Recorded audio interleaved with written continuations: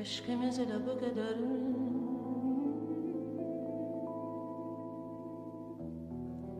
mehabbet gurbete gider mi?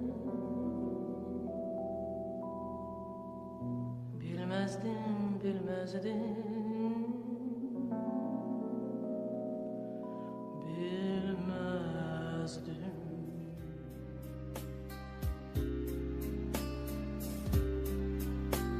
Yavaş yavaş benden uzaklaşırsan, fikrin ayrılmaksa ayrılaq indi.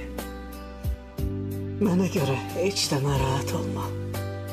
Əsas sənsən, sənin xoşbəxtliyindir. Səni unutmağım çox zaman almaz. Yəqin unudaram bir neçə vaxtda. Məni fikirləşmə, məni düşünmə.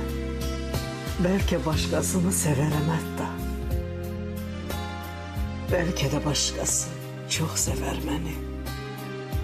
Mən də o insanı başa düşərəm. Köhnə bir dost kimi, bir tanış kimi. Arada səni də fikirləşərəm.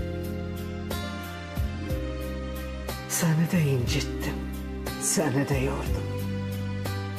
Bağışla, mən səni başa düşmədim.